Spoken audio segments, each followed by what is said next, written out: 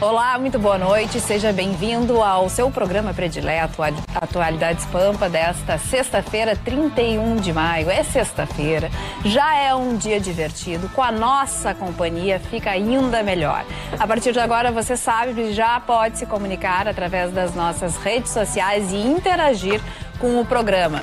Nesta sexta-feira, 31 de maio, o Dia Mundial Sem o Cigarro, nós entramos no ar com os seguintes destaques. Bolsonaro anunciou há poucos instantes a redução de 6% do preço do diesel e 7,16% do preço da gasolina, que vai sair da refinaria custando R$ 1,81. Duvido que você pague menos que R$ 4,70 no Rio Grande do Sul. Acordo de leniência devolve 2,87 bilhões ao governo.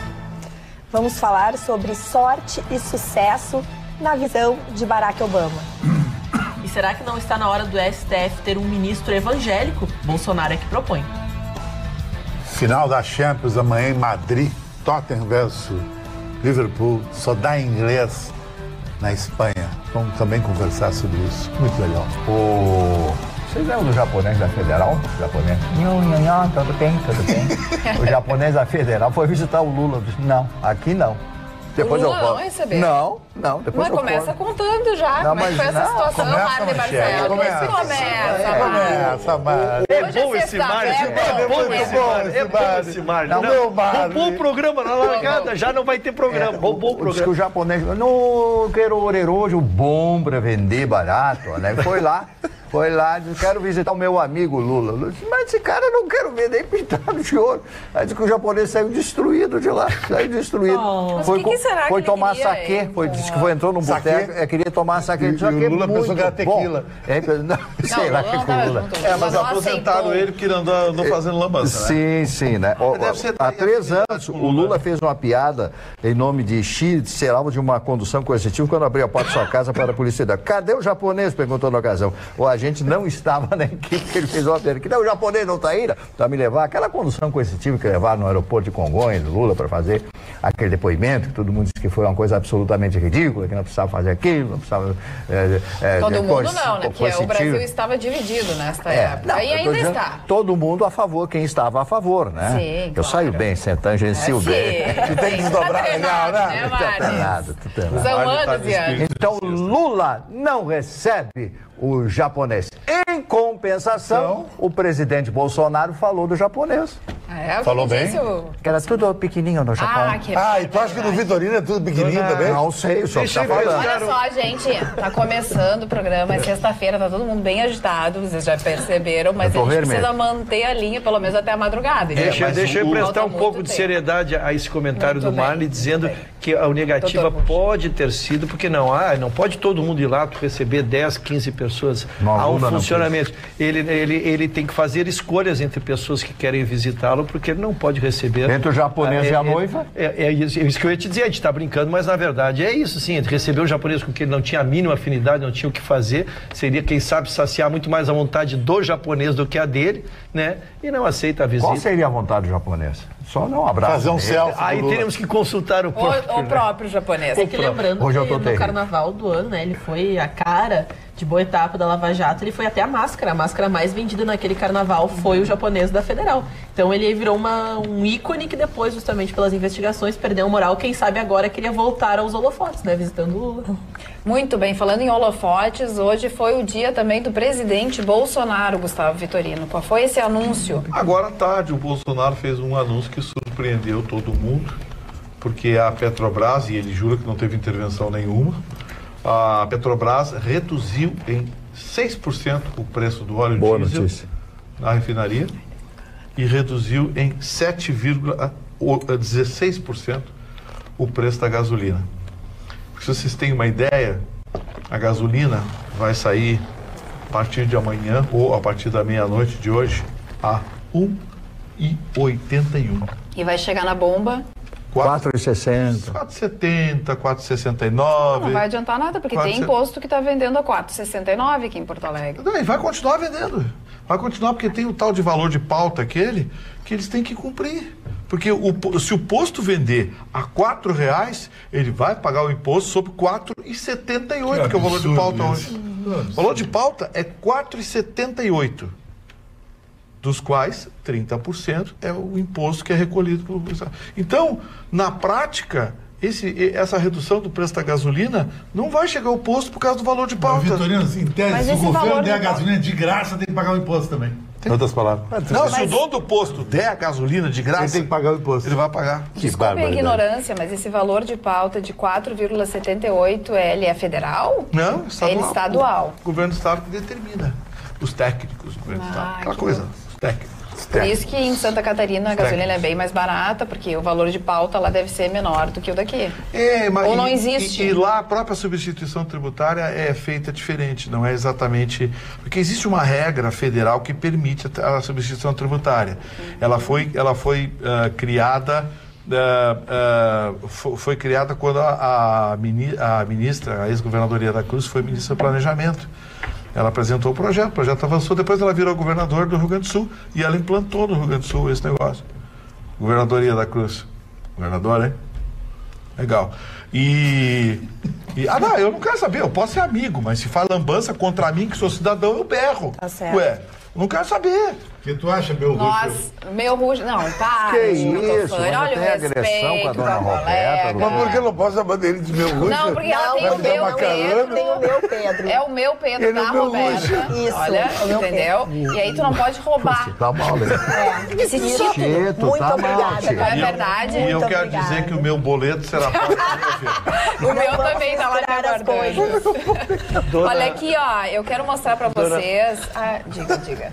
Só para esgotar o assunto, não, é que a gente tem que saber se houve uma redução ou houve uma mudança de política, né? Porque se houve uma redução, o que aconteceu desde o início do ano? Nós até perseguimos para descobrir, o Vitorino fez uma investigação tributária e a gente foi através da investigação do que estava acontecendo em termos de política fiscal, não só fiscal, mas política de preço. E se descobriu que é exatamente em relação ao preço de origem. Então, se ela variar para baixo, nós teremos um desconto. Pode não ser tudo aquilo que se almeja, mas nós teremos um desconto sim. Tanto é que nós chegamos a pagar R$4,20, R$4,29 há 2-3 meses atrás. Se a desculpa para pagarmos a alta de chegar a R$4,89, R$4,99, se chegou a pagar aqui, né? Se a desculpa foi porque subiu o petróleo, tendo baixado agora, e essa baixa da Petrobras com certeza é em cima dessa queda do dólar que já estamos apontando aí, que hoje bateu 3,91, 3,92.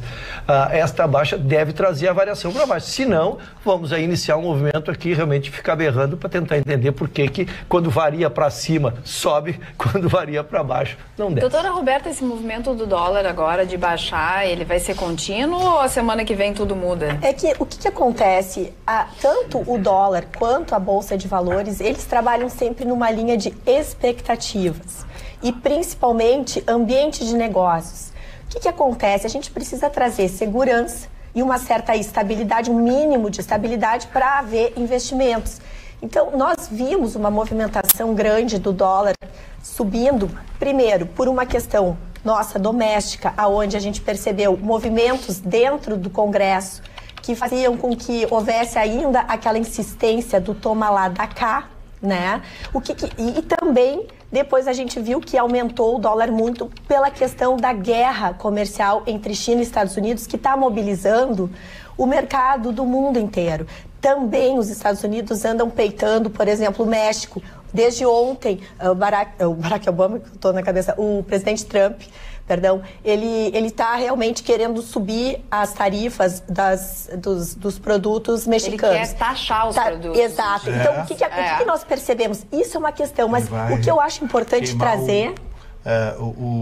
só para não perder o gancho. O gancho é que hoje... o NAFTA, né? Exatamente. Ele está detonando o NAFTA. Já acabou, né? E hoje as pessoas começaram a vender os pesos mexicanos e compraram real. Sim. O gancho do gancho, ele já taxou, ele só deu prazo para passar a vigorar a taxação. Exatamente, que é 10 de junho. É decisão tomada, é verdade. Decisão tomada. O que eu acho importante quando a gente fala, né, da questão do câmbio, né, da questão da bolsa, é prestar atenção no seguinte: são indicadores que estão mostrando mostrando que houve uma mudança radical na nossa sociedade no momento em que ascendeu um novo governo.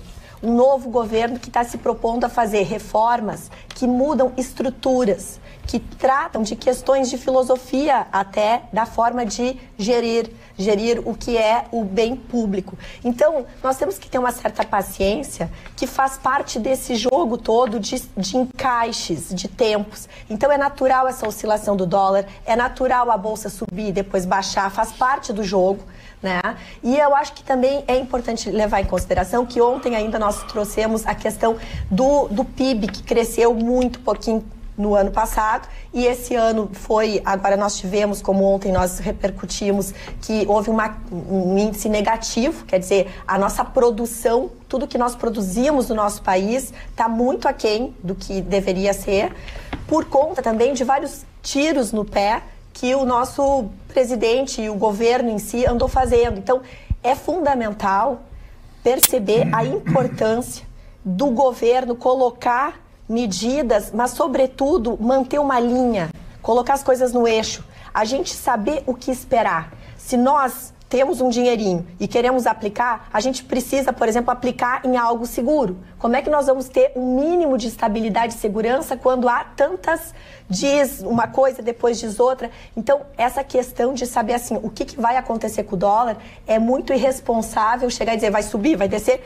porque a gente está ainda acomodando. Ainda não sabe o que vai acontecer. Exatamente. Agora o que a gente sabe... A Roberta ela dá uma visão interessante, uma visão do mundo ideal, mas eu tenho que ser podrão nessa hora. Podrão. Alguém tem que falar. O mercado do dólar no Brasil, ele é praticamente balizado por 12 ou 14 grandes operadores.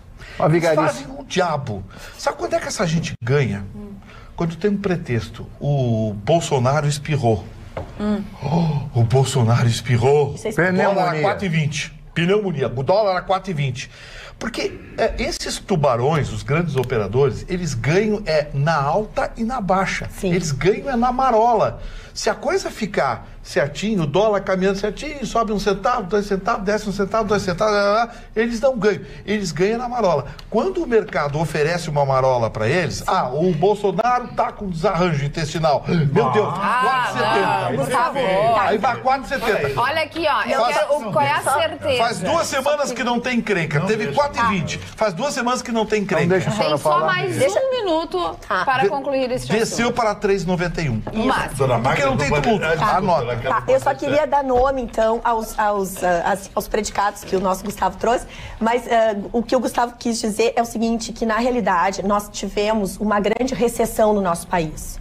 De 2014 a 2016, houve muito desemprego, houve muitas empresas fechando, negócios sendo terminados, a gente ficou em terra arrasada. Realmente, isso foi uma questão.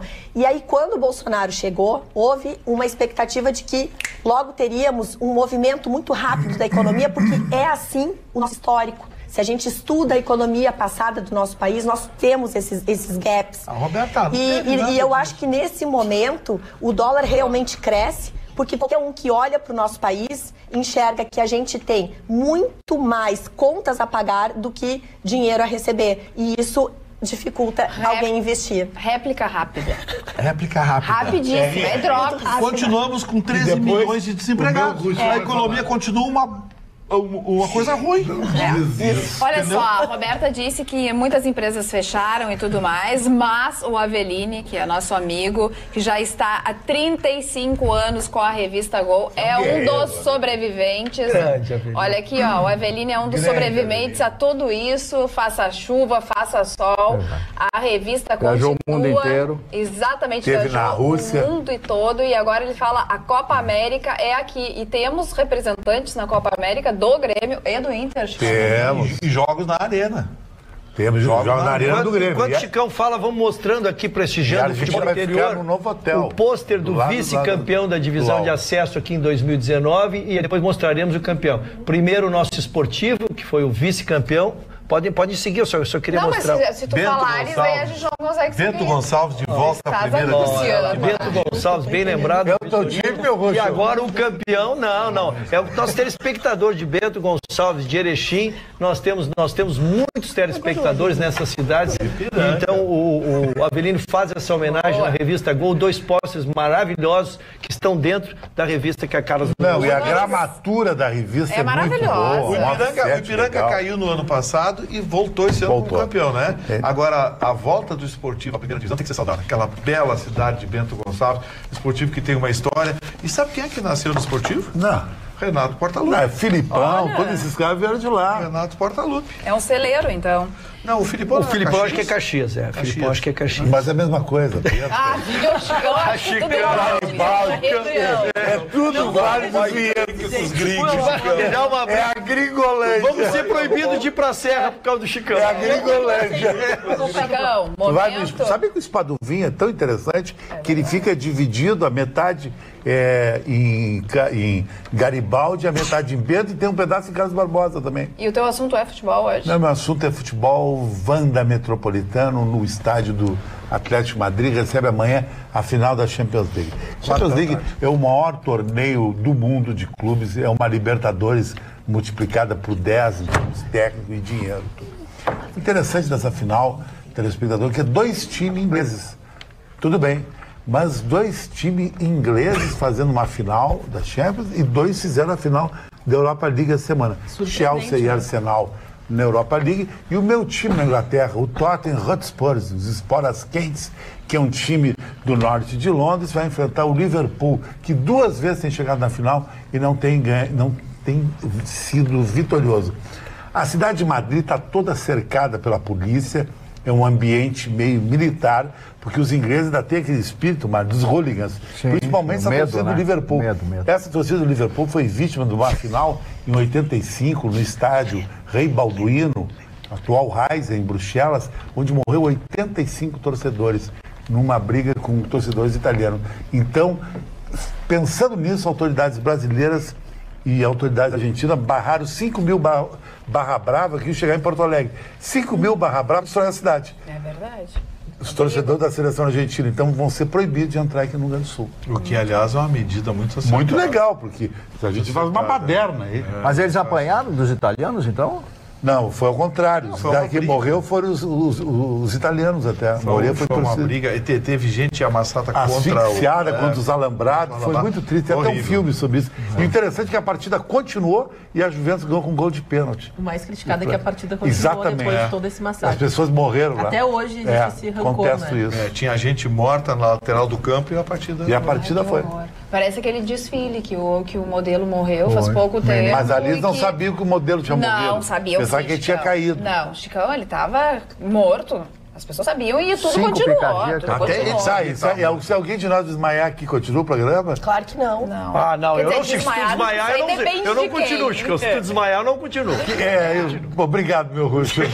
Meu, tá pegando mal. Que isso, eu posso chamar de meu. Depois eu queria falar uma coisa especial. Tudo bem. Falando em críticas, vamos ler as mensagens aqui do WhatsApp. Não falando que a gente não receba um elogio de vez em quando, mas a gente recebe muita crítica também. Mas falando em meu, seu, nosso, que mais irritou os telespectadores, está causando aqui muitas manifestações revoltadas, são os valores da gasolina. E realmente cada pessoa está mandando um valor, e principalmente aqui a Loiva de Balneário Gaivota, lá em Santa Catarina, ela fala: boa noite, meus queridos. Até quando vamos ter que engolir esses sapos que nos enfiam garganta abaixo? Está uma vergonha estes impostos todos. Se pelo menos tivéssemos um retorno favorável, mas nem isso. Um beijo a todos vocês. Também quem participa, a Neuci, de Porto Alegre, ela afirma que está pagando o valor de R$ 4,95 a gasolina na região. O Evandro... Não é o mais caro. O Evandro Schneider fala que é R$ 4,40 em Novo Hamburgo. Ele gostaria de saber qual é a diferença de alguns quilômetros que ele percorre, que sai mais barato do que ele colocar aqui em Porto Alegre a gasolina. E boa noite, pessoal. Ontem paguei R$ 4,59 o litro litro da gasolina em Canoas. Como explicar essa discrepância com relação ao preço praticado em Porto Alegre? Edgar Guimarães. E também a nossa telespectadora de Bagé fala que a gasolina lá está R$ 5,49 para abastecer. Meu Deus do céu! Bagé é um horror. Bagé é um horror. Aonde isso? Bagé. 5,49. Vigarice absoluta. Um beijo especial aqui para os telespectadores que estão se manifestando no nosso Facebook. Nós estamos ao vivo. Você pode assistir aonde você estiver. Não precisa estar no Rio Grande do Sul. Pode estar fora do país e assistir ao Atualidades Pampa. Lá vai o beijo para Rosa Chaves, para Angélica, para Sônia Rubim e para o Pedro Santos. Dona Carla, eu hoje à tarde eu te fiz um hiato de uns 40 minutos para ouvir um dos meus autores favoritos, chamado Gustav Mahler. Ele é um dos maiores compositores da história da música. Ele é de origem judaica, austríaca, tcheca, né? Ele nasceu na Boêmia, que foi invadida pelos alemães. É uma história do Império Austro-Húngaro muito antiga. E ele compôs uma sinfonia chamada Sinfonia número 2. Sinfonia número 2, que é lindíssima, belíssima. Mahler, eu recomendo para qualquer pessoa de bom gosto ouvir Gustav Mahler. E por que eu estava ouvindo ele? Primeiro, para matar uma saudade de um amigo que está indo embora do Rio Grande do Sul. Valdemar Bronzato, até me emociono. É uma das figuras mais queridas no meio publicitário, através da loja que ele dirigiu e foi proprietário durante mais de 60 anos em Porto Alegre. A loja estaria fazendo 100 anos agora em outubro. Loja de calçado, né? Isso. E ele houve por bem encerrar as atividades, encerra amanhã, deu baixa da empresa e tal, e vai morar em Goiânia, que tem um clima muito mais agradável. Ele está com 86 anos de idade, Valdemar Bronzato. Então, em nome da Rede Pampa, de todos nós, eu externo meu abraço ao Valdemar Bronzato e que ele seja muito feliz nessa nova jornada, nesse novo recomeço aos 86 anos de idade. E o Mahler, esse grande autor que eu falo, essa grande personagem da música erudita, de uma personalidade totalmente estranha, ele faz bem quando você sente saudade de alguém que vai embora. Valdemar, um beijo. Olha, nós temos mais uma audiência qualificadíssima. Uma telespectadora, Magda Beatriz, está em casa nos assistindo e está se comunicando através do Facebook, respondendo aos telespectadores que está em casa. Ela fez um implante dentário, mas volta segunda-feira. Ela está sozinha? Eu tenho outra audiência qualificadinha aqui. Os detalhes estão com o Roberto Carlos. E com aquele médico... bem que não é o médico, é o dentista, né? O dentista. Dona Carla, eu tenho outro qualificadíssimo aqui. O seu escreveu assim: como é bom Anne Ruschel calados. O nível aumenta muito. Seu Alan Ramos, ó, vou ficar 5 minutos calado para não perder a sua audiência, tá? Segue com a gente aí. Mas, Dona Carla, o contraditório é importante. Dona Carla, eu vou mostrar aqui uma coisa que me emocionou muito hoje. Uma nota de R$100. O senhor tem? Uma coisa que trivial, uma nota de R$100. Sabe o que acontece aqui? Sexta-feira com uma Não, nota mas de R$100, aconteceu uma dia coisa 31. interessante. Uma Deixa eu pessoa me explicar. emocionou muito. O senhor Jorge Gabriel, que é um garçom de Viamão, ele veio de Viamão, ligou para mim, me encontrou comigo no Shopping Praia de Belo e disse assim: Chicão, eu vim aqui para comprar o teu livro. Aí eu mostrei o livro para ele.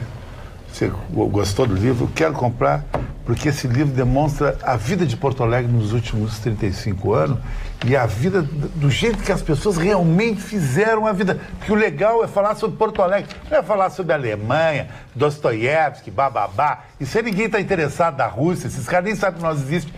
E eu vou te comprar o livro. Qual é o valor do livro? R$70, me deu a nota de 100, sabe o que ele me disse? Fica com o troco. Eu perguntei, não quer o troco? Estou te dando troco. Não quero, isso é muito barato um livro desse. Porque esse livro é para mim guardar, é um livro que mostra uma época que não volta mais. E aí tu pensaste em subir o preço? Não, fiquei com o troco. Não, faz Não, fiquei muito emocionado. Dona Carla, eu tenho direito à réplica. Muito emocionado. Também eu perguntei, acho. tu não compra outro livro de autoajuda? Que autoajuda? Isso é tudo palhaçada. Parou. Esses caras são todos nada a ver. Eles fazem isso para ganhar dinheiro e ganhar mulher. Não ganham nada, nunca umas velhas do lado. Eu sou é isso? Isso, Chicão, mas o que Mas é o livro de autoajuda é mais ou menos assim. Não. Tu lê pra ver se tu ganhar alguém no Nova York com autoajuda. Ridicularizado todas as noites nesse programa. O senhor Chicão Tofani me agride. Eu dou um maior carinho pra ele sempre aqui. Isso é verdade. Jogo bolas picando pra ele chutar, fazer gol e tal. Muito Eu falo assistências. dos Dostoiévski. Pra quem que ele falou? Dostoiévski. Quem fala Dostoiévski? Eu. O Vitor Fyodor às vezes fala. Dostoiévski. O Vitor não fala nada disso. Desse vigarista russo. Olha só, vigarista russo, ele disse pra ti. Ele que tá te humilhando. Ele que tá te humilhando, Marli, não eu. Parou aí, ó. Mas que barra. Deixa o colega Meu falar. amigo telespectador, Vitorino. você que está nos vendo nesse Dodô tá momento, fora. não dê bola, porque ele é um brincalhão. verdade. Ele está brincando, ele adora Dostoiévski. Tanto é que ele tem muita garrafa de russa lá de vodka. E chama de Dostoiévski. Ele vai pro banheiro com Dostoiévski. Então, isso é brincadeira. E o senhor Chicão Tofani, que fica me agredindo dessa forma, eu sei que o livro dele é bom. Eu não li o livro porque ele ficou de me dar o livro de presente. Ah, não, não, dado não. Ah, não, não. Ninguém ganhou nada. Todo mundo comprou, minha irmã comprou. A Mari tá fazendo 10 vezes. 10 a dona Carla teve que comprar dois. Eu tive que comprar 10 e 7 reais. Não, não acha? Usa o cartão de crédito do Paulo Sérgio Pinto, que está fazendo o preâmbulo do livro. Atualidades@pampa.com.br é o nosso e-mail, e eu já consegui aqui fazer uma limpeza e estão entrando outros e-mails. Oi, Carla e bancada. Fui defenestrado. O que dizer... Vou botar, sei lá, alguém assim, ó. Fui defenestrado. Uma fita na boca do Chico. Tá muito quente aqui dentro. Carla e bancada, o que dizer da nova ponte do Guaíba? Nem foi acabada e já tem erros no projeto. 44 centímetros abaixo das recomendações técnicas. Muitos não gostam, mas é a herança do PT.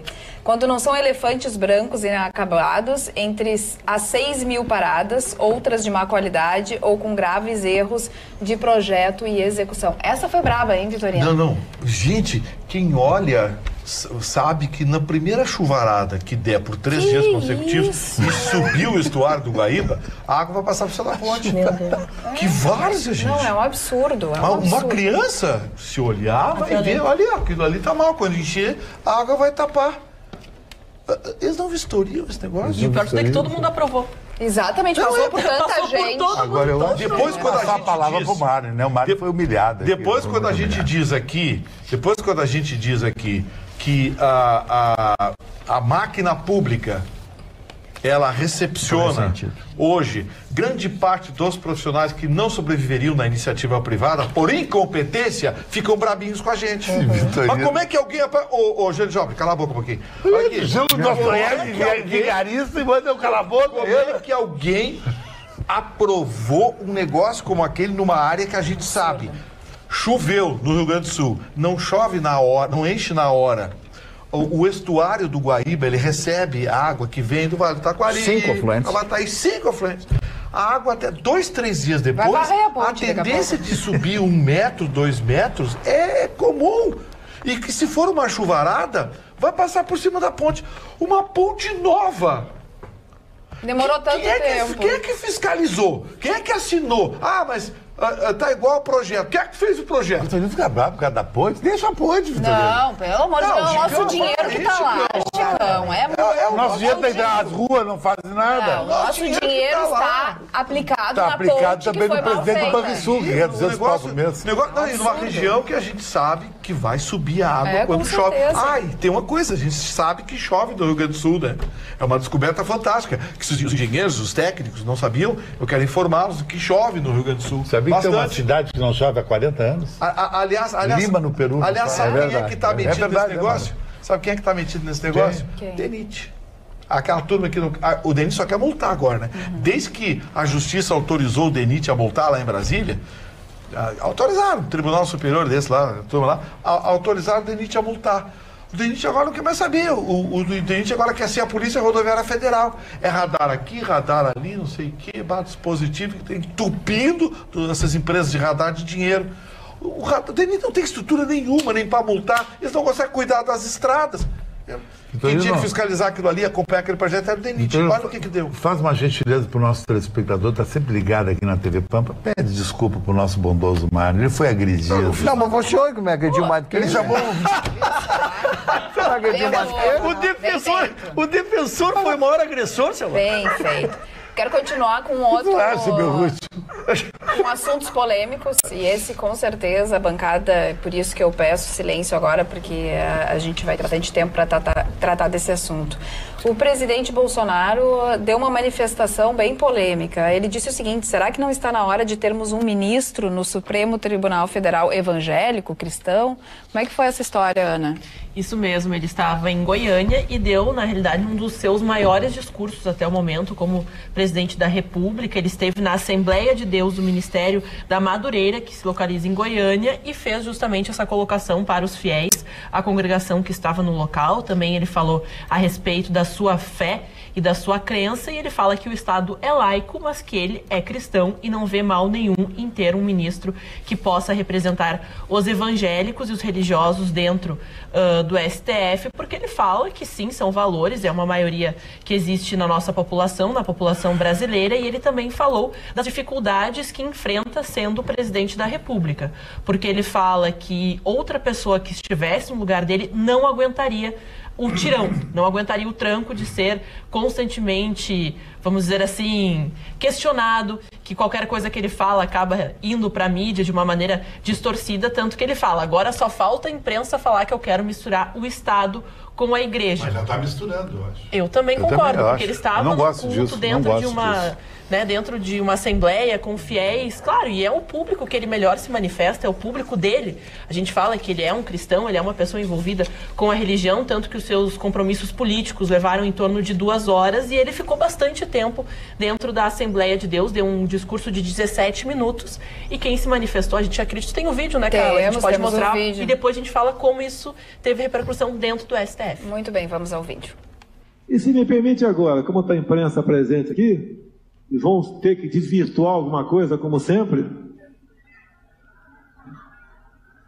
O Parlamento, o Supremo Tribunal Federal agora está discutindo se homofobia pode ser tipificado como racismo. Desculpe aqui o Supremo Tribunal Federal, que eu respeito, e jamais atacaria um outro poder. Mas, pelo que parece, estão legislando. E eu pergunto aos senhores, o Estado é laico, mas eu sou cristão.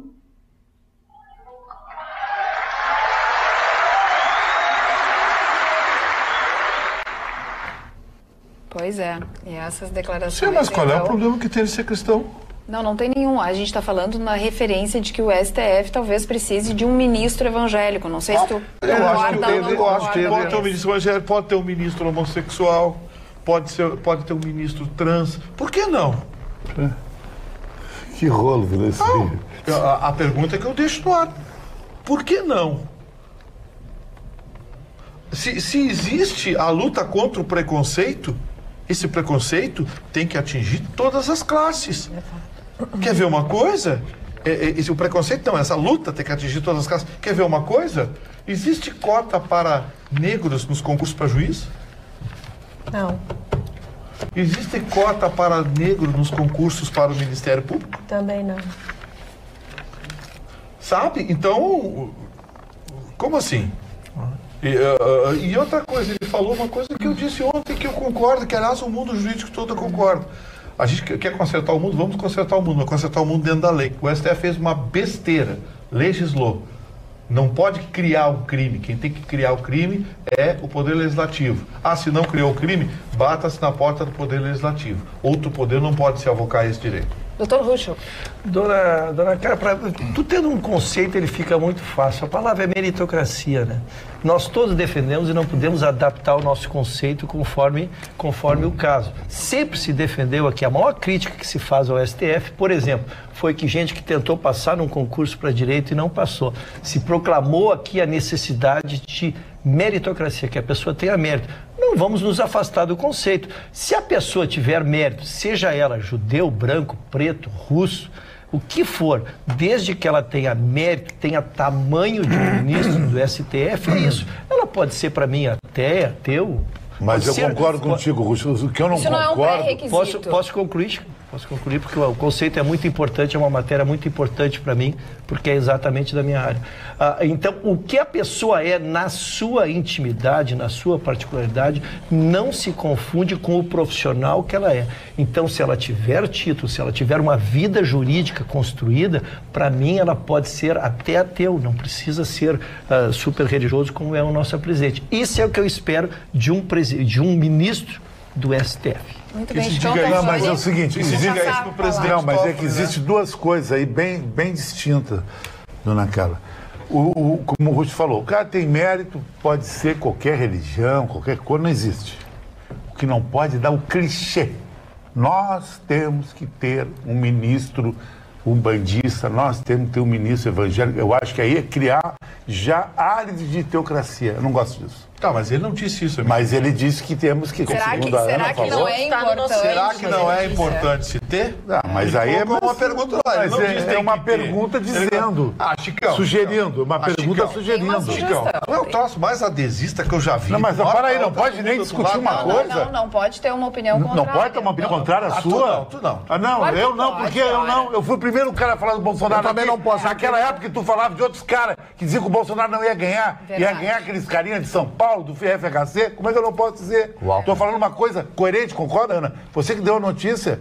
É que a gente fala que ele falou, né, ali ele coloca que ele não queria misturar o fato de religião com política, mas ele está dentro da Assembleia de Deus, um local religioso. Então ele já institui por essa manifestação, ele poderia, e vejo que ele tem todo o direito, porque é a religião dele, se manifestar, dar até um respaldo, porque ele disse, a imprensa nunca acreditou que eu iria ganhar. Hoje eu sou o presidente, tenho que aguentar tudo que a imprensa fala, tudo que eu passo, as dificuldades de governo, e vejo que ele tem dificuldades sérias de articulação política, não vejo mérito ou até mesmo um problema. Ele tem dificuldade de articulação, o Vitorino até já tinha falado sobre essa matéria, já falou também da questão da STF, mas gostaria de trazer aqui pelo menos a manifestação do STF através do Alexandre de Moraes, que hoje ele falou dizendo que o presidente é a pessoa que indica todos aqueles que compõem o STF, o Supremo Tribunal Federal, e que ele está no seu pleno direito de colocar quem ele quiser, porque ele até coloca que ele pode escolher aquele que tem o perfil ideológico mais próximo ao seu governo.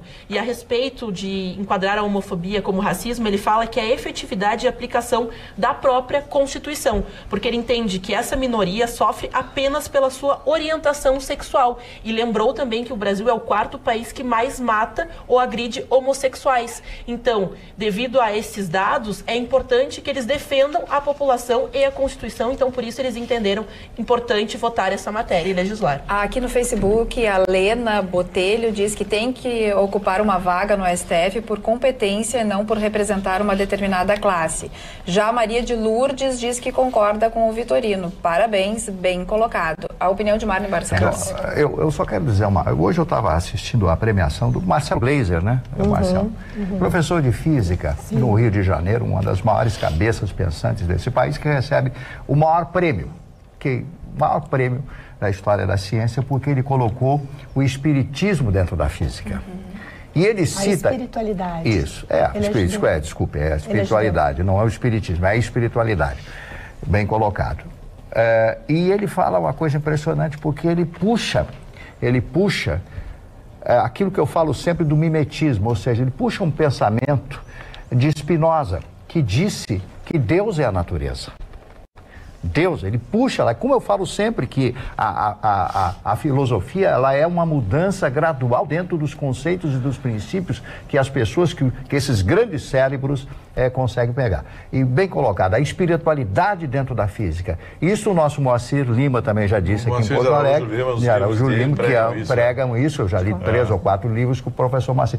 Mas o Marcelo recebe esse prêmio, ele com a simplicidade, uma humildade, o Marcelo Gleiser, eu tive a oportunidade de conhecer lá no Rio de Janeiro. Qual é o prêmio? Eu não sei exatamente o nome do prêmio, que veio à cabeça agora. Algum projeto?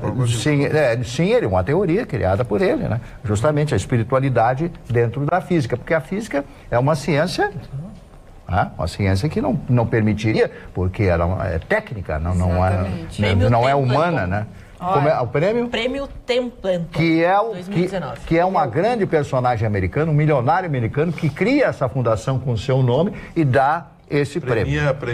Isso, as figuras no mundo. Ele é o primeiro brasileiro a receber isso. O Carla, a gente tem que separar Glazer. muito quando as matérias são de campanha e depois não se ouve falar mais. Muitas críticas se ouviu à forma de nomeação de ministro. Agora não se fala mais, agora tá bom, porque quem vai teoricamente nomear é com quem a gente concorda. Não pode ser assim. Ou a gente acha que essa é a forma correta de nomear ministro, por vontade do presidente, ou se continua trabalhando conceitos para nomear ministro. Então eu falo, o conceito meu era, antes e continua sendo igual, meritocracia. Tem que ter prova de títulos, na minha concepção, né? Claro. Teria que ter prova de títulos, teria que ter vários anos de trabalho no direito, no exercício diário, conhecer os medos de como a gente brinca, assim, do lado de cada balcão e do lado de lá para fazer, entendeu? Então essa discussão agora se encerrou dando a ideia de que a ideia de crítica a ministro era só porque era da forma antiga, porque agora temos um novo governo e a discussão parou, quando eu acho que deveria continuar, que nós estabelecêssemos critérios perenes, critérios persistentes, critérios definitivos, porque aí nós não ficaríamos ao sabor político. Agora assumiu um presidente que tu gosta. Fictício. Então tá, agora ele tem poder nisso, ele pode nomear até a mãe dele, se ele quiser como presidente, tá bom. Quando assumir um presidente que tu não gosta, eu quero critérios, eu quero que tenha títulos, eu quero que não tenha sido meu assessor, eu quero isso, eu quero aquilo. Então, por isso que eu bato na tecla. Meritocracia, objetivo, tu consegue estabelecer X anos de profissão, tu consegue títulos, no mínimo um beabá de doutorado, mestrado, que tu tem alguma formação de pessoas que militam às vezes 40 anos no direito e não tem a oportunidade de ser um ministro, como alguém, por ser amigo do rei, consegue ser. Meritocracia. Então, deixa eu levantar uma questão. Claro, o presidente da Suprema Corte brasileira nunca passou em concurso. 2 concursos para juiz e não passou. As ações desapareceram. Mas é exatamente o único mérito dele foi ser advogado de um partido político e amigo de um presidente. O próprio Marco Aurélio, primo do Marco Aurélio do também, Collor. Então, assim, eu acho a ideia do Ruschel interessante, concordo com ela. Se a gente pegar e limpar tudo que está lá agora, vamos começar do zero. Isso, Gustavo, concordo. Começar lá do zero. Não adianta partir. Porque vamos estabelecer o saber jurídico. Dá para comparar o saber jurídico e a atuação do Sérgio Moro com pelo menos metade daqueles ministros que estão lá? Mas ninguém. Quem é o seu Marco Aurélio Melo? Quem é o seu Ricardo Lewandowski? Deixa eu te fazer uma pergunta. Dá para comparar alguns deles com o senhor Sérgio Moro, que foi, teoricamente, hipoteticamente, citado para daqui 1 ano e meio ser ministro do STF? Muito bom. Então... A gente sabe bem que fazer essa limpeza não é possível. Sim, não é possível. Não é possível. Então, como é que se faz isso? Como é que se compensa? Como é que se compensa? Como é que se compensa? Usando a meritocracia agora. Exatamente. E fazendo com que a partir de agora, então, usar a meritocracia. Então vem uma pergunta interessante. A senhora acha, por exemplo, que um ministro como o Sérgio Moro, um juiz como o Sérgio Moro, hoje ministro, teria estatura para ser ministro do STF? Com certeza. Fácil. Então, facilmente. Tá. Aí eu vou lhe devolver a pergunta. A senhora acha que o seu Toffoli tem história ou estatura para ser ministro do STF? Não, porque eu acredito que a meritocracia, que o conhecimento jurídico tem que embasar a indicação para o Supremo sempre, desde sempre e para sempre. E por que o Alexandre de Moraes foi nomeado ministro? Por quê? Porque ele defendeu, é amigo pessoal do... Não, mas o senhor Alexandre de Moraes é professor da USP, concursado, embora tenha um trabalho de doutorado questionável. O trabalho de doutorado dele parece que teve... um livro. Um livro que ele copiou, aquelas coisas lá que até hoje não ficou bem resolvido. Mas, minimamente, o senhor Alexandre de Moraes tem tamanho. Ele é professor da USP, ele tem vários livros editados, ele é um criminalista conhecido, vários livros editados, coisa e tal. Mas... Tem uma história mais robusta. Qual é a história do seu Lewandowski? Qual é a história do seu Toffoli? Do próprio. Seu Marco Aurélio Melo, qual é a história deles? A não ser amigo do rei. Roberta, vamos passar então para o teu assunto, já que estamos tratando de meritocracia e tudo mais. Para se ter sucesso na vida, tem que ter sorte e tudo isso? Pois é, chamou muita atenção, Carla, porque essa semana nós tivemos a honra de receber o ex-presidente dos Estados Unidos, o Barack Obama, em alguns eventos que ele circulou por São Paulo. E num desses encontros, ele tratou sobre sucesso e sorte. E eu tive a oportunidade de conhecer algumas falas dele e me chamou muita atenção. E aí eu convido a todos para a gente pensar. Primeira coisa que eu acho importante a gente fazer um questionamento. O que é sorte? O que é sorte e o que é sucesso para cada um? Né? Ele fala que ele foi ganhador, é bom dizer que ele não foi só ex-presidente, ele ganhou o Prêmio Nobel da Paz de 2009, né? E ele disse que ele veio de uma família com poucos recursos financeiros e que a mãe dele foi uma mulher chave na vida dele.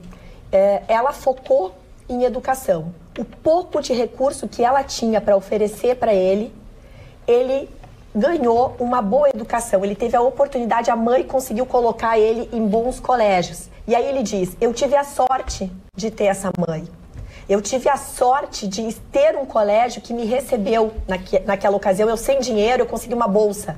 Mas aí eu descobri uma coisa, que para eu ganhar, para eu ter sucesso, para daí hoje, ele afirma nessa fala que hoje ele tem muito dinheiro, que ele pode ter uma vida muito tranquila e que nem perto do que ele passou quando a infância, né? Enfim, a infância que ele teve não é nem perto da infância que ele oferece hoje para as filhas.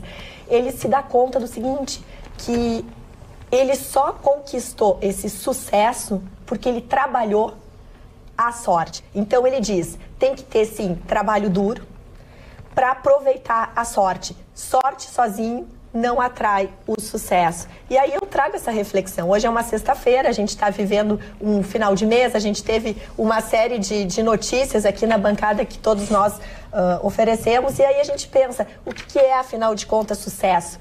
E do ponto de vista das pessoas, eu posso garantir que, para muita gente, por exemplo, sucesso é ter vivido o dia de hoje. Uma pessoa que sofreu um acidente, uma pessoa que passou por uma doença, uma pessoa que passou por uma cirurgia, seja o que for, aquela pessoa entende que o sucesso dela está sendo sobreviver, ou viver, ou respirar. Para outros foi conquistar um contrato, para outros foi encontrar amigos. Quer dizer, é muito interessante porque a partir desse olhar a gente começa a ter gratidão, que eu acho que é um grande alicerce para a gente lidar com um ambiente onde há tanta instabilidade, onde há tantos contraditórios, tanta luta para ser feita. Se a gente consegue agradecer um copo da água, a gente está no caminho bom. Olha o Vitorino. Marne de saias. Marne de saias. Marne de saias. Posso fazer um adendo? Por favor. Deve. Não, Quem está mandando aqui sou eu. Curiosamente, eu fui ver os ganhos do presidente Obama. $400 mil. $400 mil eu queria cobra para dar. Não, para dar uma palestra. Para dar uma palestra. O Lula cobra $200 mil, nada bom, mais mas justo. Então tá justo. Tá justo que o $400 mil. Tá barato até o presidente, na comparação. Na minha opinião, o maior estadista americano dos últimos 50 anos foi o senhor Barack Obama. Tirou o país da crise de 2008, financiou a recuperação da General Motors no mundo inteiro, conseguiu reduzir o número de ataques a outros países. O mundo viveu em paz durante os 8 anos do senhor Barack Obama. Meus cumprimentos a ele, advogado, e aquela bela mulher dele, a doutora Michele. Diz que ela é um azougue. A senhora leu o livro? Opa. A senhora leu o livro? Um azougue, ela é esperta. Ela é esperta, ela também veio de uma família de classe baixa. A senhora leu o livro? Parabéns. E ela também teve na família dela um alicerce bem grande e eles se conheceram nessa situação, tanto Barack Obama como na ela. Faculdade, né? Na faculdade e tudo mais. E a família dela também apostou na educação.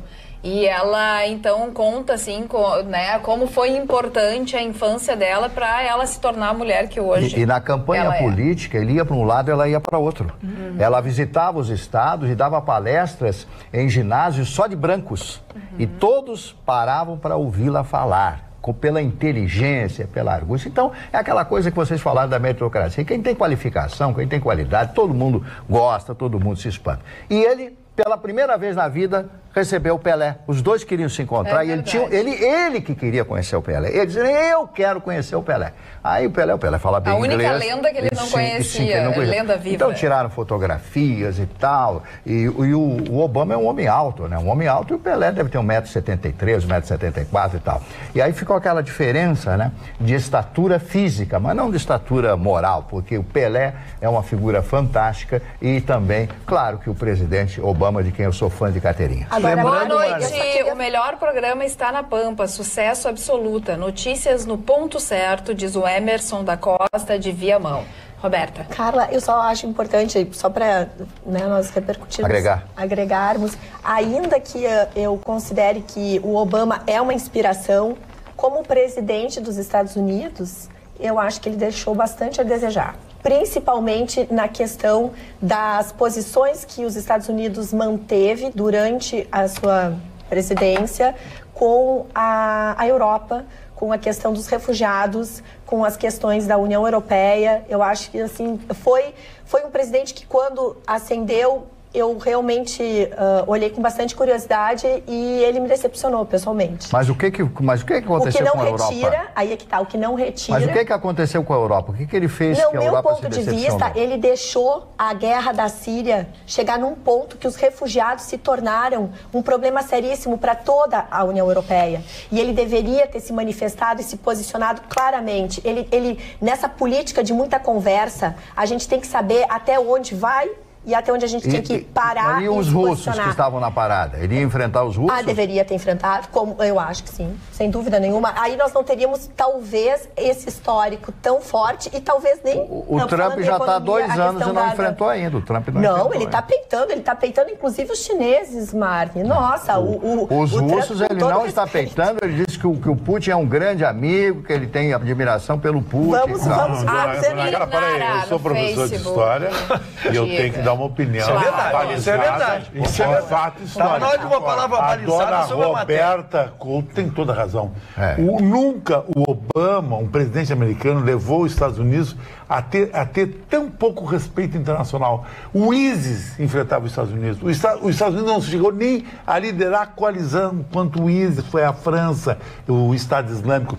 Os Estados Unidos ficou de joelhos, como diz na gíria, para o poderio que cresceu russo. A Roberta tem toda a razão. O Obama fez um péssimo governo a nível internacional, reduziu os Estados Unidos em níveis muito baixos. Não se compara a George Bush, que para mim foi o melhor de todos, que mostrou que ele era o cara, ele era o cowboy. Ele enfrentou, tirou e disseminou o terrorismo. A única coisa que o Obama teve foi a sorte de ter capturado um cara que nem ia atrás, que era Osama Bin Laden. Aqui no Facebook, a Inara concorda com o Marne. É isso aí, Marne. Barack Obama é o cara. A Angélica Becker está respondendo para a Ariete. No caso, eu não tenho a mensagem da Ariete, não vou conseguir ler. Ela só concorda com a Ariete. O Sidney, Obama não chega nem aos pés do Trump, Marne. E o André diz que o senhor Vitorino, o Barack Obama aumentou o tamanho do Estado, permitiu o surgimento do ISIS e o crescimento da China. Exatamente. E o Obamacare foi um fracasso total. O sistema previdenciário americano com o Barack Obama. Trazendo agora um pouco para a terrinha. Todo mundo é burro, 400 mil dólares para ouvir alguém falar. Para o Brasil. Que horas começam os abraços? Eu também tenho que mandar um beijo. Mas a respeito só dessa questão um abraço do hoje Obama, muito engraçado. É importante falar que ele pega os Estados Unidos na sua maior crise, né? Depois do crash americano, o Obama é a pessoa que tem que reerguer os Estados Unidos.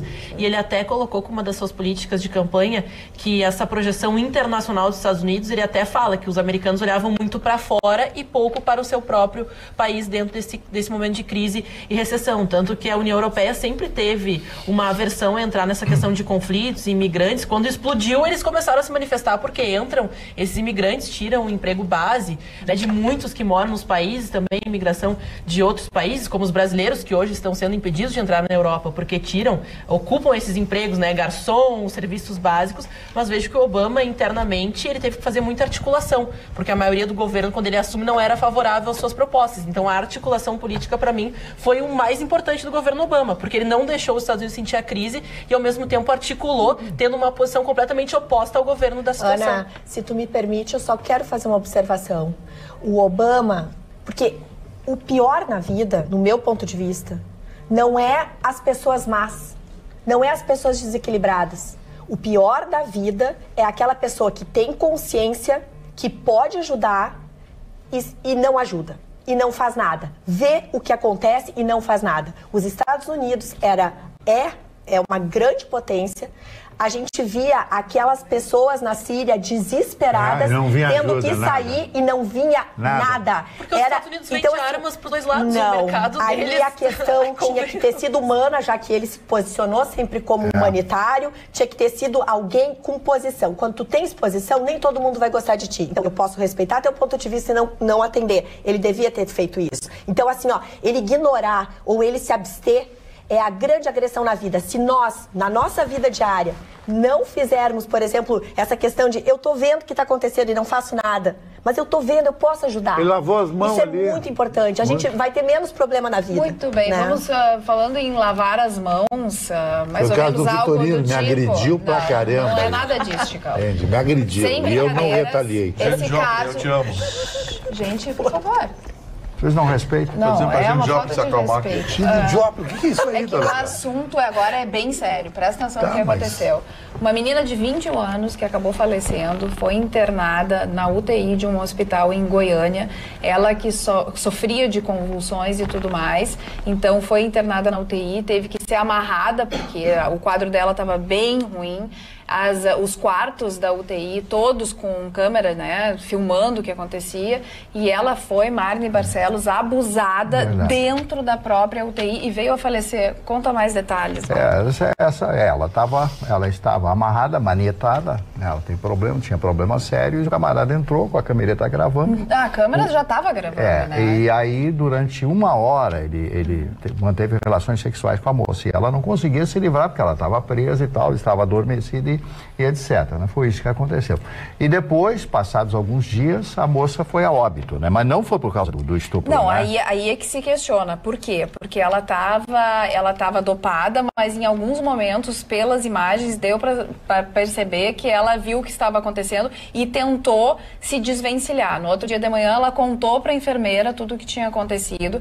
A enfermeira fez um boletim de ocorrência alguns dias depois, mas o mais incrível de tudo isso é que a família ficou sabendo só depois da morte dela, de tudo isso que tinha acontecido.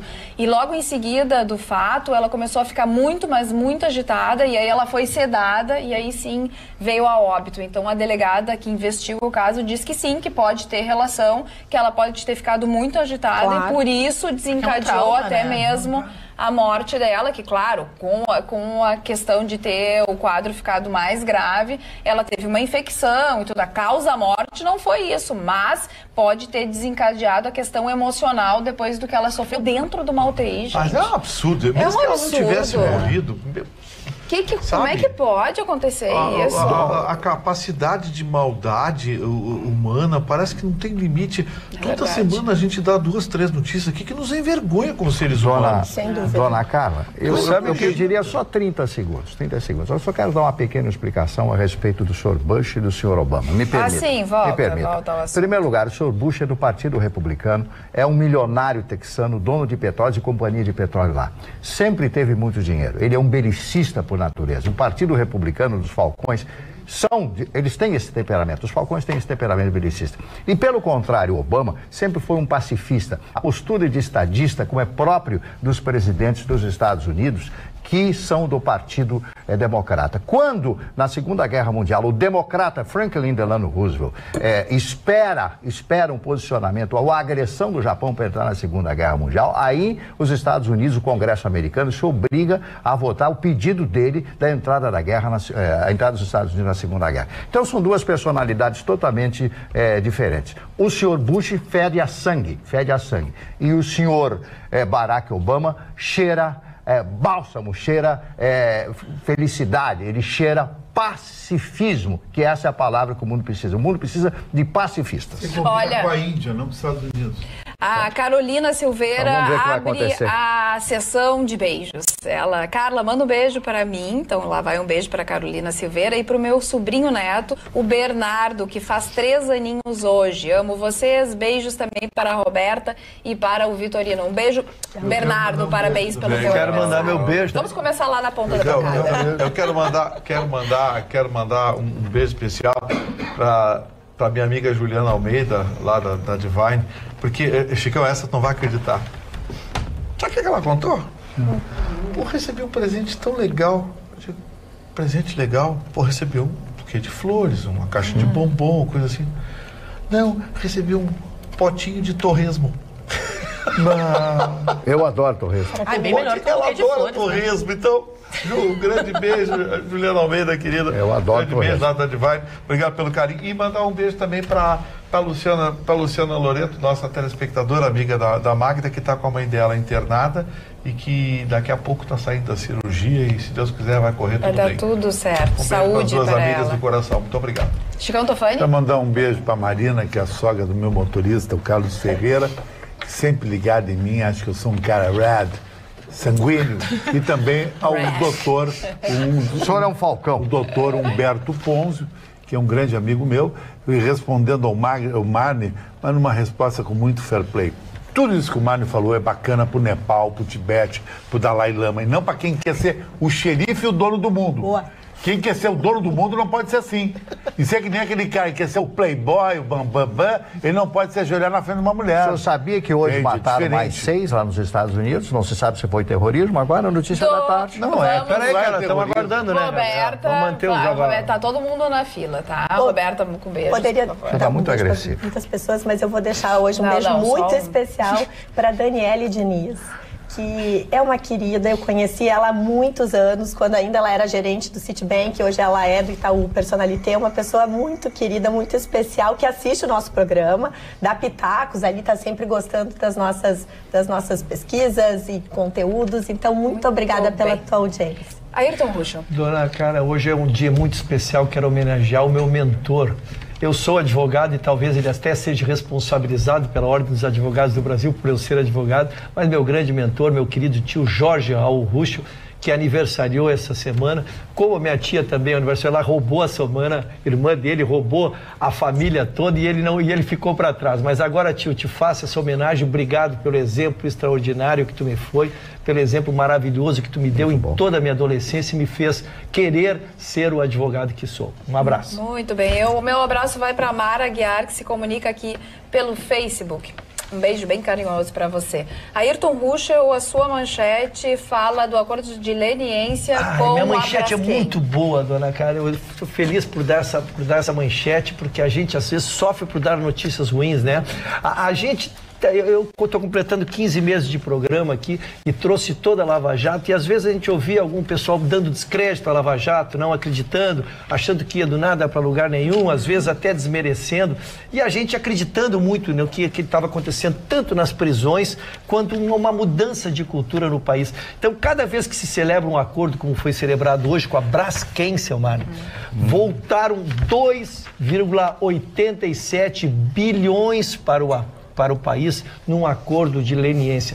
1 bilhão e 500 milhões pagos no ato. Dimensionem o que seja isso, essa verba voltando para a saúde, voltando para a educação, a importância disso. Então foi celebrado esse acordo de leniência com ela. Acordo de leniência, nós já sabemos, é a mesma transação para a pessoa física, só que é com a pessoa jurídica. E ela não só paga um valor, mas que ela precisa pagar para poder voltar a ter os contratos, como ela entrega todos aqueles que participaram, corruptores e aqueles que foram corrompidos, todos, ela entrega toda a cadeia. Então, nesta operação foram denunciadas 60 pessoas físicas que sofrerão seus inquéritos individuais, que também terão que devolver dinheiro à nação. Então, isso é muito importante. Aí eu fui buscar, dona Carla, o número total de quanto por leniência, que é acordo apenas com as pessoas jurídicas, já se buscou. Foram 9 bilhões, eu arredondei, são 8, 9, 9 bilhões de reais que voltaram aos cofres da nação. Então é muito importante isso, esse é um trabalho inestimável, porque eu insisto, não é só porque repõe a ética, repõe a moral, mas repõe dinheiro nos combalidos cofres de uma nação que precisa, como eu digo, investimento para a educação, investimento para a saúde e para tantos destinos que esse dinheiro virá muito boa hora. Ruschel, e pagou barato? Porque o 2 bilhões é o que o governo federal gasta por mês na educação do nosso país.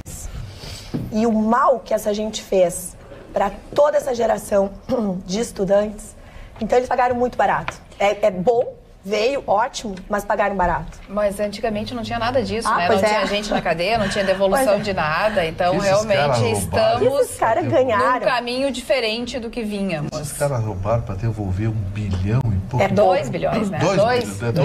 2 bilhões e 800 milhões. Quase 3 bilhões. Quase 3 bilhões, que meteram a mão, hein?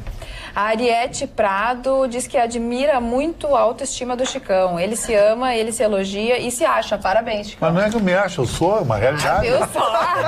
Sabe aquela mulher? Se acha, eu Vitorino. Sabe aquela moça, aquela produtora, uma mulher que decidiu casar com ela mesma? Sei. O Chicão vai fazer a mesma coisa. Vai casar com ele mesmo. Não, o Chicão não gosta de casamento. Vai casar com ele mesmo, mas vai dormir em quartos separados. Não vai. Ainda mais gastar um dinheirão, né, Chicão? Não, essas histórias de pensão, essa alimentícia, esse mequetrefe, eu não entro nessa história. Porque as mulheres pedem muito e dão pros ricardão, né? É o filho e dão pros namorados. Eu conheço a realidade cruel dessa mulher.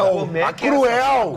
Que ninguém gosta de ouvir. Isso aí é cruel. Então diz a realidade. Do mundo glamouroso. Diz aí a realidade, Chicão. Diz aí pra quem quer ouvir. Diz aí, fala. Aí o cara paga uma grana pra... minha querida, esse dinheiro aqui é pro Paulinho. Paulinho tem que ter estudo, tem que ter tudo. E a mulher, então, o Paulinho vai num colégio top. Vai num colégio série B, Paulinho se alimenta mal, as roupas do Paulinho é comprar tudo na quebrada lá no centro, diz que é de shopping, do shopping top, e o dinheiro é tudo para comprar um iPhone, um Michael Kors e passear com um garotão na noite. Eu não conheço isso aí, querida. Tá no livro, tá aqui, ó. Tá tudo aqui, ó.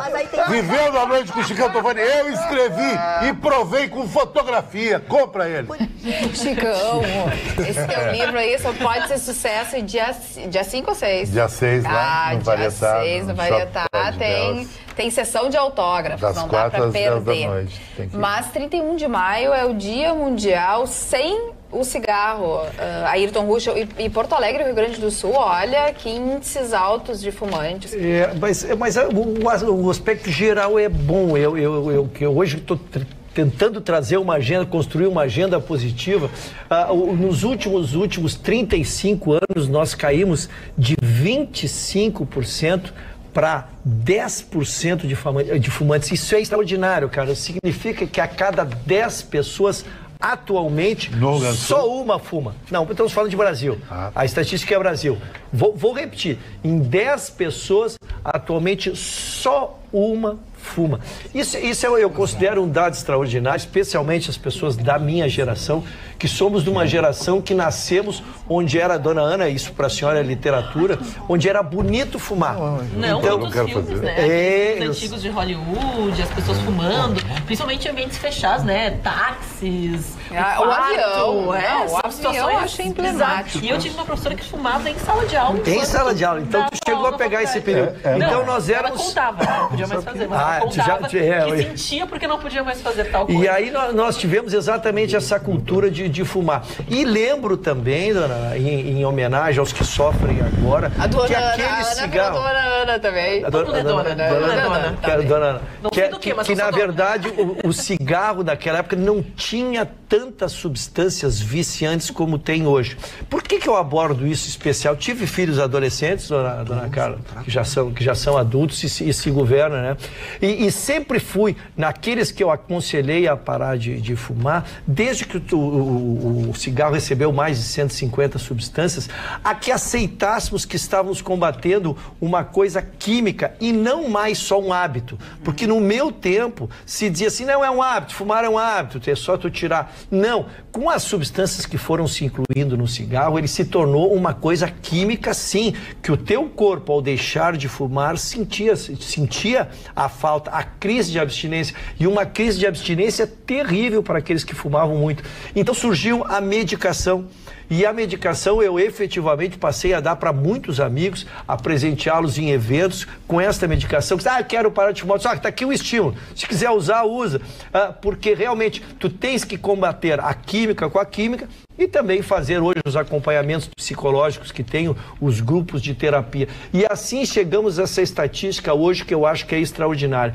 Também houve uma evolução que esta não tem nem como nominá-la, porque se podia fumar em ambientes fechados, e vocês lembraram aqui em voos, dentro do carro, mas se podia fumar, dona Carla, em ambientes de festa, fechados. Era incrível que nós entrávamos, nós ficamos 20, 30 anos em ambientes fechados. Saía daquilo lá que parecia, a roupa ficava impregnada. Então a gente conseguia ter noção de quanto fumante passivo tu foste através de décadas. Então essa nossa geração jovem, felizmente não passa por isso. E a única coisa ruim, Magda, cara, para te devolver a palavra, eu estava indo bem, eu ia tirar um 10. Para te devolver a palavra, é um alerta para ti. As mulheres estão fumando mais que os homens. Os homens reduziram, a redução nesta estatística que eu trouxe, dos homens é muito mais significativa. As mulheres, talvez porque busquem a independência, talvez porque que estejam se impondo também através dessas referências masculinas, a mulher ainda segue fumando. Mas, tu acha que o cigarro, ele influencia em terminar uma relação? Por exemplo, a mulher fuma, tu não fuma. Ou a Ana não fuma, o cara fuma. Hoje sim. Até para escolher o companheiro. Eu já encerrei relacionamentos por causa do e tu pediu, ele não parou. Não, eu não cheguei a pedir, só que eu falei que era algo que me incomodava, era algo que realmente me irrita, assim, porque eu já tive uma história, um histórico familiar, onde teve uma pessoa que já teve problemas relacionados à saúde, e isso me atrapalhava, porque tu pensa, se tu vai desenvolver uma relação a longo prazo, uma família, filhos, ou principalmente até eu falo o aspecto da roupa, que fumar no quarto. Não, daí fica a tua roupa de cama fedendo a cigarro. Não tinha como. É algo. E hoje eu falo, a gente vive numa época de geração saúde. Todo mundo é suco verde, vegano, coisas que não agridem a natureza. E querendo ou não, a gente também tem um impacto ecológico do cigarro. Porque o cigarro habituca, demora não sei quantos anos para decompor. Porque também tem o fato da poluição, de tu estar num ambiente. Até eu falo, para mim, o que estimula o jovem a não fumar é o preconceito que os outros jovens têm. Eu já tive amigos que estavam numa rodinha. Não acredito que vai fumar aqui. Não, sai pra lá, não quero ficar fedendo a cigarro. Então isso também é um preconceito. Antes era bacana. Era um sentido de inserção social. Era uma coisa assim bacana, diferente, um charmoso. Os médicos hoje fumavam. É verdade. Os médicos fumavam. Tu tá me lembrando uma coisa, de se chegar em consultório. Jogador de futebol fumava até. Todo mundo jogadores fumava, que técnico fumava no campo até. E dona Carla, quando eu pensava, estado é importante, e quando pensava na matéria, nos assuntos para discutir com vocês aqui, eu me dei conta que nós 8 não fumamos. Nós já somos o retrato de uma sociedade. É verdade. Com certeza. Mas ainda sobre até a indústria cinematográfica, os artistas, eles eram patrocinados pelas grandes marcas e eles tinham que dar as entrevistas fumando. Né? Então eles tinham todo esse glamour, eles tinham que fumar não sei quantas carteiras, todas as fotos tinham que aparecer. Era um símbolo de masculinidade, de glamour. E eu falo só também, o Dr. Rucho levanta um ponto importantíssimo a respeito do estresse que as mulheres sofrem, e o cigarro é uma válvula de escape para o estresse.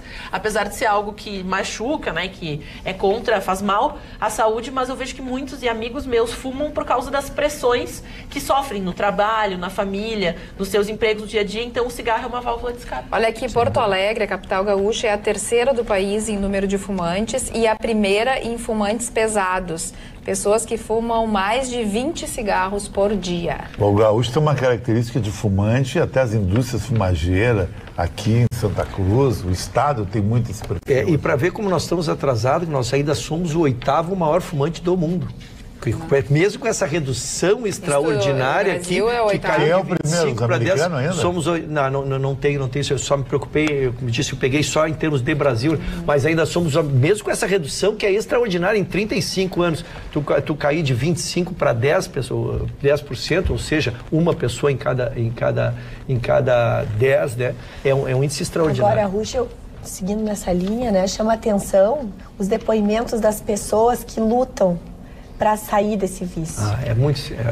É muito honroso a quem consegue de verdade deixar de fumar. É uma vitória muito grande, porque de fato eu nunca fumei, não conheço essa experiência, mas ouvindo e prestando atenção em pessoas que relatam, é realmente um dos piores vícios para se desviciar, segundo depoimento de muitos. Fisicamente tu engorda, né? Tu acaba comendo mais. As pessoas têm medo de parar por causa medo de parar porque a compulsividade ela vai para um outro... Mas melhora a pele, melhora, né, o aspecto da saúde bucal, porque a gente fala, né, que ficam até meio pretos os dentes, claro, assim, né? Ficam escurece.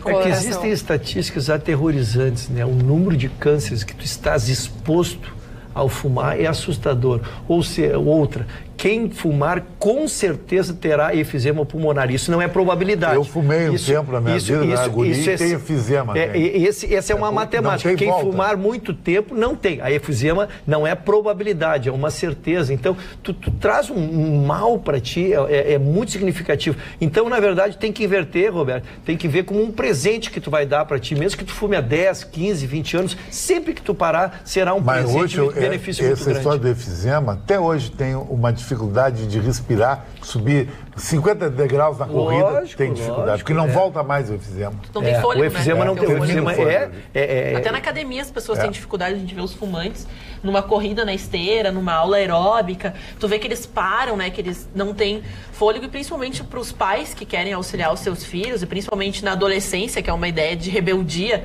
também associada ao tabaco. Tem alguns vídeos na internet da exposição aquela do corpo humano, que existe um pulmão de uma pessoa saudável e de uma pessoa fumante, né, em diversos estádios. É assim, é uma coisa horrível de se observar, quem puder, né, tem na internet também, tem diversas... Quem quiser motivação, né, dona? Motivação para deixar de fumar. A minha professora de Química, em uma oportunidade, ela pegou, né, claro, num laboratório, tudo orientado, porque era uma campanha nesse aspecto, ela colocou alguns cigarros de algodão do outro lado, e assim, tu vê que o algodão de branquinho, ele sai preto, assim, em cinzas, até um aspecto nojento. Foi muito interessante, porque a gente viu que o filtro é o nosso corpo. E Ana, mesmo depois de deixando de fumar, de parar de fumar, 30 anos depois, no meu caso, tu ainda tem a sequela no pulmão, mostra as estrias no pulmão. E eles inventaram o pior agora, o cigarro eletrônico, que ele mata aquela vontade da nicotina, mas ele também contém uma nicotina. A Beth Reis diz que é o aniversário dela hoje, ela está festejando sozinha, apenas na nossa companhia. Aí vai então o nosso abraço, o nosso legal. Parabéns. Querida, só para concluir, que eu acho que é muito importante a gente também trazer esse dado do fumante passivo. Existem muitas situações em que o companheiro que não é fumante, ao ficar sempre próximo do fumante, morre antes. Eu tenho pessoas muito próximas que conviveram com um fumante, nunca fumaram e tiveram câncer de pulmão e morreram disso por conviverem com um fumante que morreu depois. Mas o Brasil, Roberto, ainda pode fumar na rua ainda. Nos Estados Unidos não pode fumar. Nova York, tu não pode fumar na rua. Claro. Não pode sujar as ruas com habitual. Senão tu pega multa ou cana lá. E aqui em Porto Alegre... A China é terrível. O DML de Porto Alegre está enfrentando superlotação de cadáveres. Que coisa horrível esse assunto. Essa notícia é horrível. Qualquer notícia, hoje. Todos os assuntos que nós tratamos na bancada, você pode acompanhar depois no sul.com.br sem pagar absolutamente nada, inclusive esse. Pois o Departamento Médico Legal, ele tem capacidade para 54 corpos, tem em média, ultimamente, 76 cadáveres, então... excede o número, evidentemente, de gavetas. Então, 32 agora, no momento, estão empilhados na entrada lá da parte que né, que tem refrigeração, que não é também adequada, porque a temperatura fica diferente do que a recomendada. Então, parece que... claro, toda essa precariedade e tudo mais, é a notícia ruim de tudo isso, mas o IGP diz que tem uma perspectiva a longo prazo de melhora. Por exemplo, outubro vai ter um novo prédio na frente da rodoviária, e já tem 76% da obra de identificação, concluída. Né? De identificação dos cadáveres. Sim, né? Porque assim, pessoas que têm morte violenta ou pessoas que precisam passar pelo IML para fazer toda a perícia, né? Mas tem casos não resolvidos, tem cadáveres lá de 2015. Verdade. E não pode. Aí também o poder público, através do judiciário, tem que agilizar, tem que dar soluções, né? São cadáveres empilhados e a gente fica pensando nas condições físicas dos que trabalham lá, dona Carla. É assustador. Nós temos médicos, temos peritos que trabalham com isso aí, qual é o estado, qual é a insalubridade que deve estar naquele local de trabalho, lá com corpos empilhados, refrigerados, sem o acondicionamento que seria o adequado, né? É um constrangimento atrás do outro, né, pessoal? Que coisa... Uma das dificuldades é que às vezes tem moradores de ruas, né, que acabam falecendo, é solicitado que se retire o corpo, mas essas pessoas às vezes não têm nem identificação no sistema. Então não tem RG, não tem CPF, as digitais são difíceis de localização, então tudo isso acaba influenciando também, eles não conseguem liberar pela burocracia, né? Então tem toda uma papelada que eles têm que fazer, é difícil a liberação e fica, né, ocupando esse espaço e atrapalhando todo o sistema. Muito bem, Gustavo Vitorino, tá tão quietinho. Eu tô um pouquinho preocupado. Mas por quê? Eu tô um pouquinho É sexta-feira e tá preocupado. Porque algumas coisas começam a sair um pouco dos eixos. A principal delas vem sendo a avaliação, especialmente nos 2 documentos que os advogados conhecem bem, tem advogados aqui na bancada e sabem, que é a avaliação de imóveis para ITCD ou ITBI, transferência de patrimônio. Parece que perderam o controle. Eu conversei com algumas pessoas e eu ouço sempre o mesmo discurso. Ah, mas eles têm uma tabelinha de valoração do não sei o que. Hello, peraí. Uma tabelinha de valorização do quê? Quem é que faz essa tabelinha? É baseado em quê? Em anúncio de jornal, em valor de mercado? Gente, uma casinha, um terreninho no Jardim Itu-Sabará, que é um bairro de classe média baixa. Um terreninho no Jardim Itu-Sabará, uma casinha em cima, 320 mil reais. Eu não acreditei. Aí a senhora que foi lá e me mostrou, doutor, olha aqui, avaliaram em 320 mil reais uma casinha que ela disse, se alguém me der 150, 180, eu vou sair comemorando. Bom, não parou por aí.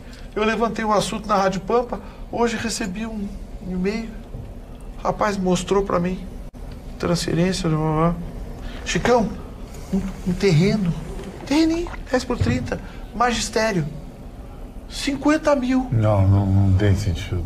Pô, o cara disse me dá 15 pau, 20 pau, tá feito. 50 mil.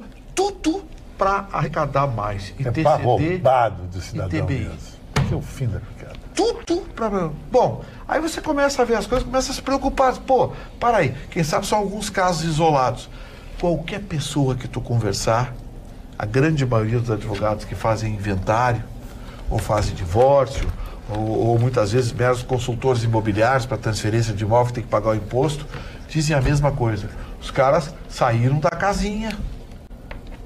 Eles têm comissão, tu sabe, né? Eles têm comissão. Os auditores fiscais têm uma graninha que entra mais de acordo com o desempenho da arrecadação. Mas os caras chutam o balde. Resultado. Lembra aquele número que eu dei no ano passado? Eu ouvi de um... eu não posso dar o nome da pessoa, porque é amigo e tal, mas o teu número está errado. É pior. Quase a metade dos imóveis de Porto Alegre tem irregularidade. Ou não estão registrados em nome do verdadeiro dono, ou falta o imposto, ou é contrato de gaveta, ou tem atraso de IPTU que está judicializada. Por quê? Por quê? Curva de Laffer. Claro. Não sabem ou não querem saber que sempre que você cobrar mais imposto do que a capacidade contributiva do tecido social, você vai arrecadar menos e vai trazer insegurança jurídica. O que o cidadão comum pode fazer numa situação dessa? Exatamente. Fazer o que eles estão fazendo? Procurar um advogado. Ou que não já pode tá... pegar na Não, mas eu sou advogado, estou reclamando. Eu sou advogado. Não, aí eles dizem o seguinte, então você entra com recurso. Entra com recurso. Tipo uma senhora que teve avaliado um apartamento dela, Minha Casa Minha Vida, né? 270 mil. Eu disse, pô, eu paguei nesse apartamento 140 mil há 4 anos atrás. 270, quase o dobro. Aí ela reclamou, porque você pode recorrer administrativamente. Veio 310. Ah, sim. Sabe? Parece que tem a raivinha, né? Então, assim, deixa eu pedir para as autoridades municipais, não é só Porto Alegre, é todas as autoridades municipais, porque Alvorada parece que a coisa está parecida. Quem é que pode fiscalizar porque isso? Quem passa a avaliação são as secretarias de Fazenda dos municípios, que passam para o Estado, Secretaria de Fazenda, que lança na DIT, né, que é o documento, aquele documento sabe, gente, vamos parar com isso, vamos entrar dentro do realismo. Tem que ver o que está acontecendo com a avaliação de mercado, tem que estar acontecendo. Uma área de 3 hectares em Águas Claras, que é uma área de sítio rural, 1.400.000. Que isso? Me dá 10% disso, dá 140 pila. Pega esses 3 hectares aqui, 140 mil é festa, vai embora. Então, assim, sabe, vocês estão lidando com a vida das pessoas. As pessoas não conseguem regularizar os seus imóveis, ajustar, sabe, os inventários. As pessoas não conseguem regularizar a sua vida por causa desse absurdo, por causa da sede de arrecadar. Querem dinheiro. Aí tem que arrecadar mais porque aí ganha comissão. Já começa por aí. É uma indústria. Como é que vai se pagar... existe que é outro nome. Prêmio de desempenho por meta. Já carrega. Isso aí não era nem comissão antigamente? Isso é comissão. E o prefeito faz o quê nisso? Pelo jeito, nada. E a Câmara de Vereadores pode fazer alguma coisa? Deveria? Deveria. Mas não faz. O Zeca Covalan diz que é fácil resolver o problema da ponte, bota uma balsa no fim da ponte, pronto, ele é de Farroupilha. Também aqui em manifestação, o Beto se manifesta a respeito do Dia Mundial Sem o Tabaco. Para quem ainda fuma, faça algo por você. Troque o cigarro por uma atividade física. Abraço à bancada, Alberto, de Dois Irmãos. Ele tem boas alternativas, boas saídas, boas soluções. Uma delas, por exemplo, é para o ataque de tubarão. Sabe como é que se resolve? O ataque de tubarão sobe do árvore. Tá bem. Ayrton Rocha. Eu só queria, dentro dessa notícia preocupante que nos traz o Vitorino, dá uma notícia boa, que a jurisprudência sensível a isso tem validado os contratos de gaveta. O que são os contratos de gaveta, para quem não está familiarizado? As pessoas não conseguem transferir o imóvel por esses custos aí, fazem um contrato particular.